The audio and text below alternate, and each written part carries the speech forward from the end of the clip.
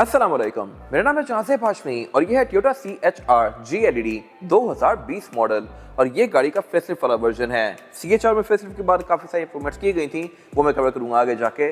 फिलहाल अगर बात की जाए CHR इटसेल्फ की तो आप कह सकते हैं कि ये गाड़ी पुरानी टोयोटा क्रॉस ही है। साइज़ के लिहाज से ये गाड़ी उतनी ही है, लेकिन फीचर्स के लिहाज से बहुत ज़्यादा इक्विप्ड है क्योंकि ये गाड़ी जैपनीज़ है। और इसके अलावा इंजन इसमें 18 सीसी हाइब्रिड आता है जो ये काफ़ी पावरफुल है और at the same time fuel economical भी है और रिलायबल भी है, और इसी वजह से ये गाड़ी पाकिस्तान में काफी चल रही है। फिलहाल अगर बात कीजिए इसकी डिटेल्स की तो ये 20 मॉडल है और इसकी डिमांड 90 लाख रुपए है। ये साइकिल मोटरस्पोर्ट के पास अवेलेबल है और अगर आपने इसके बारे में कोई इन्फॉर्मेशन लेनी है तो आप दिए गए नंबर पर कॉल कर सकते हैं या फिर आप साइकिल मोटरस्पोर्ट को विजिट कर सकते हैं जो कि रावलपिंडी में DH2 के गेट 1 के अपोजिट लोकेटेड है। हमारी एक और ब्रांच भी है रावलपिंडी में मरी रोड पे। Overall it's a good hybrid SUV and today I am going to review it.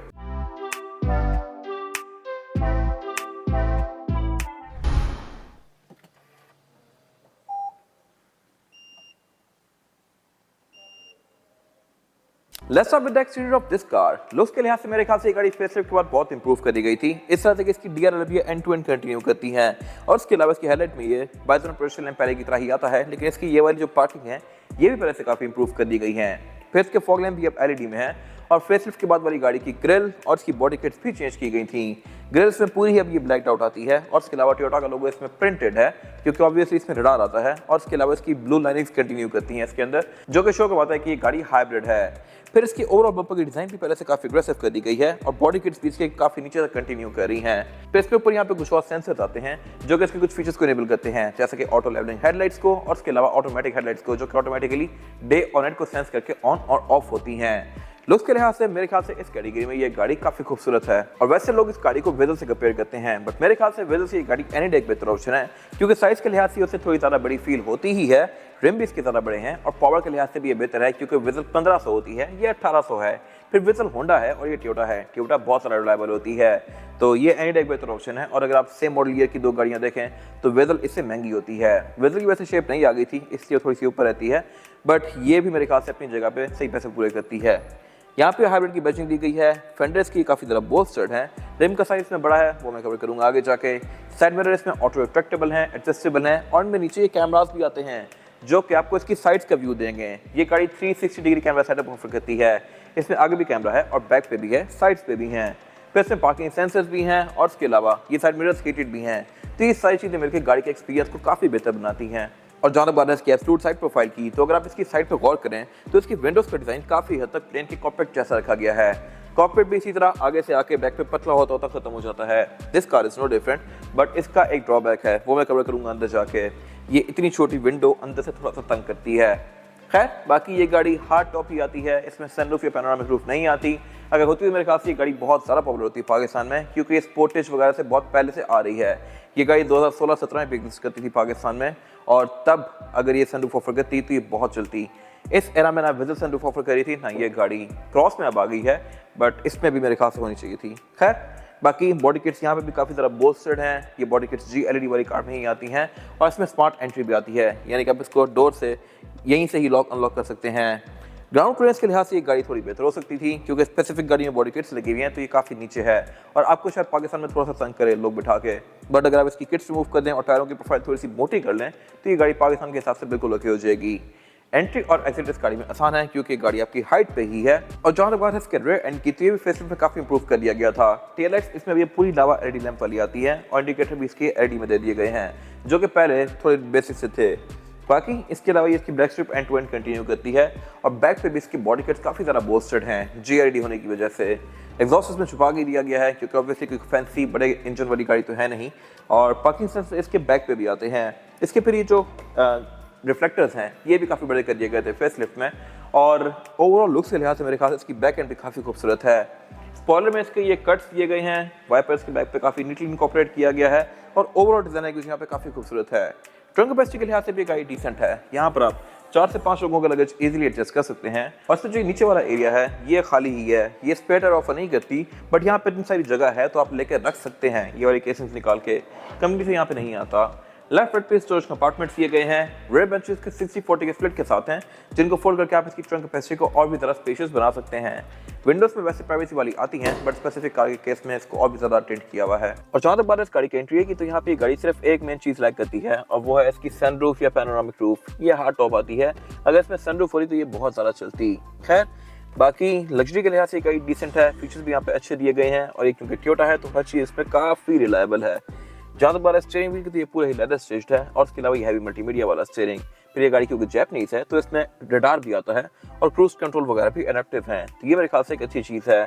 फिर इसके अलावा इसके स्टीयरिंग के बटन्स पे, रूफ में, सीट्स में, डिग्गी में, बहुत सारी जगहों पे ये डायमंड शेप का पैटर्न कंटिन्यू किया गया है। CHR में ये थीम आपको हर जगह नजर आएगी। इवन क्लाइमेट कंट्रोल के बटन्स भी सेम ऐसे ही हैं। इसके पीछे क्या रीजन है, I am not sure why, but आपको डायमंड पैटर्न इस गाड़ी में हर जगह देखने को मिलेगा। खैर, बाकी जहाँ तक बात है मीटर की, तो ये मोस्टली टोयोटा की कार जैसा ही है। सेंटर में इसके ये वर्टिकल में MID है, और लेफ्ट साइड पे इसके मीटर्स दिए गए हैं जो कि बेसिक से हैं।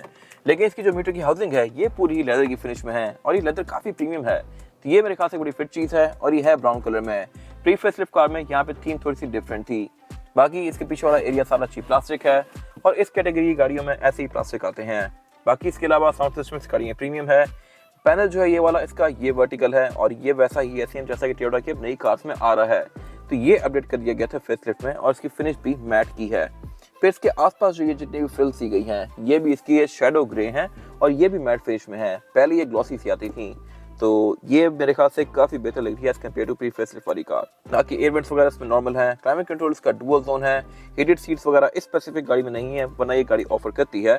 और इसके अलावा नीचे फिर ये इसके कप होल्डर्स वगैरह दिए गए हैं, सब बेसिक चीजें जो कि नॉर्मली गाड़ियों में होती हैं। पार्किंग ब्रेक इसमें इलेक्ट्रॉनिक है, ये एक अच्छी चीज़ है, और इसके अलावा इसमें ब्रेक होल्ड भी आता है, और बाकी ड्राइव मोड्स यहाँ पे दिए गए हैं। सेंटर कंसोल इसका स्पेस के लिहाज से बस ठीक है। सीट्स की जहाँ तक बात है तो ये इसकी लेदर और फैब्रिक दोनों ही कॉम्बिनेशन में है। जिन एरियाज पे ग्रिप चाहिए होती है वहाँ पे इसका लेदर दिया हुआ है, और जिन एरियाज पे आपको स्वेटिंग होती है वहाँ पे इसका फैब्रिक दिया हुआ है। तो ये पाकिस्तान के लिहाज से मेरे ख्याल से बेस्ट कॉम्बिनेशन है, और ये सीट्स हैं मैनुअली एडजस्टेबल।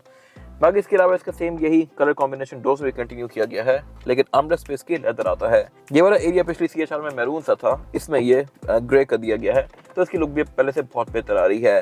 विंडोज की चारों सिंगल टैप वाली हैं। साइड मिरर इसमें ऑटो रिट्रैक्टेबल हैं, और यहाँ पे कुछ और इसके रडार के कंट्रोल्स दिए गए हैं, और स्पेसिफिक गाड़ी में 360 कैम भी है, तो वो भी आप यहाँ से यूज कर सकते हैं। बाकी इसकी रूफ ये है फिक्सी जैसा कि मैंने बताया, और इसका रूफ लाइनर ब्लैक आता है। इस गाड़ी में सिर्फ एक जो चीज में थोड़ी सी ड्रॉबैक लगती है वो ये है कि इसमें सब कुछ बिल्कुल ब्लैक है।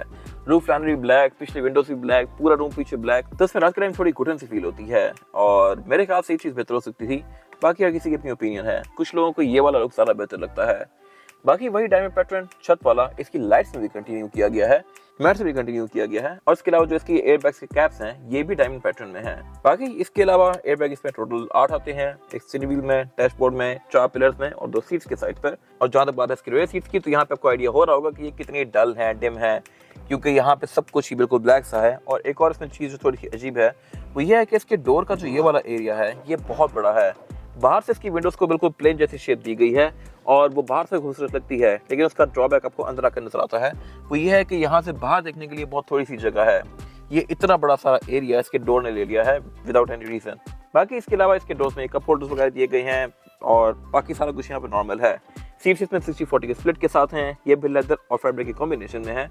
ये सीट बेल्ट भी ऑफर करती है, वही डायमंड पैटर्न इसका बैक पे भी कंटिन्यू किया गया है, और फीचर्स के नाम पे यहाँ पे सिर्फ सीट बेल्ट ही आती हैं, बाकी इसमें सेंटर कंसोल नहीं आता। और जहाँ तक बात है इस गाड़ी के इंजन की, तो टोयोटा के बारे में बेस्ट चीज ये है कि टोयोटा एक इंजन बनाता है और उसको बहुत सारी गाड़ियों में लगा देता है, तो इसी वजह से आपको इसके पार्ट्स इजीली मिल जाते हैं। अब इस गाड़ी में जो इंजन है ये 18 सीसी हाइब्रिड है, और यही इंजन टोयोटा की और भी काफी सारी कार्स में आता है, मेनली प्रियस में, और प्रियस बहुत सारा एग्जिस्ट करती है वर्ल्ड वाइड ही, तो इस इंजन के पार्ट्स आपको इजीली मिल जाते हैं, और ये है भी हाईली रिलायबल। और जहां तक बात है परफॉर्मेंस फिगर्स की, तो ये गाड़ी ऑलमोस्ट 140 के आसपास हॉर्स पावर प्रोड्यूस करती है, जो कि सफिशिएंट है बॉडी साइज के लिहाज से। बट ये गाड़ी क्योंकि हाइब्रिड है तो इसका टॉर्क और इसकी जो एक इनिशियल एक्सेलरेशन है ये कंपैरेटिवली आम 18 सीसी गाड़ियों से थोड़ी ज्यादा है, तो ये काफी तेज फील होती है।